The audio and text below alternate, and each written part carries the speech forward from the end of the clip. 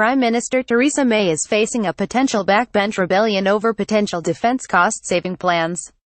Tory MP Johnny Mercer, a former army officer who now sits on the Defence Select Committee, told Sky News he has a resilient cohort of Conservative MPs who are unhappy with the idea of further cuts. He was speaking after The Times reported that Defence Minister Tobias Ellwood had told colleagues of his deep discomfort about the levels of cuts facing the Ministry of Defence MoD. The newspaper claimed the planned cuts would see the army lose 12,000 soldiers, leaving its times strength at just 70,000. Other possible cuts were thought to include reducing the order for Ajax armoured vehicles, delaying tank upgrades, axing amphibious assault ships HMS Albion and HMS Bulwark, and the loss of 1,000 Royal Marines. With the government's small majority, only 7 Tory MPs would need to rebel in any potential vote to defeat any legislation.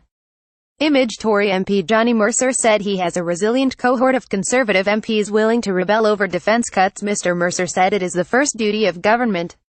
We know we're in difficult times, but we can't just talk about it. We have to fund it properly. We have to resource it properly. What do we want from the military? You can't just talk about that. You have to fund it properly. You can't ask them for stuff and then not give them the money to do it. There was clearly some fat in the system, but we've hit a resilient boulder, and it's our job as politicians to stand up for that and to stand up for what we believe in.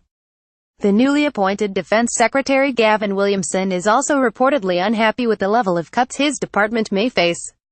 Defence Minister Mr. Ellwood served in the Royal Green Jackets from 1991 to 1996, with tours in Northern Ireland, Cyprus, Kuwait, Germany, Gibraltar and Bosnia. He is reportedly prepared to resign if the cuts are given the green light. Tobias Ellwood, who tried to save PC Keith Palmer after he was stabbed, told colleagues of his deep discomfort over possible further defence cuts. The Bournemouth East MP is now in the Army Reserve and bravely tried to save the life of police officer Keith Palmer, who was stabbed by a terrorist outside the Palace of Westminster in March. Fellow Tory MP Tom Tagantot, chair of the Foreign Affairs Committee, tweeted his support for Mr. Ellwood, saying he was proud of his stance. And MoD spokesman said, "We have the biggest defence budget in Europe and are one of very few countries to not only meet but exceed NATO's 2% spending target. In the face of intensifying threats, we are contributing to the cross-government review of national security capabilities and looking at how we best spend the rising defence budget to protect our country.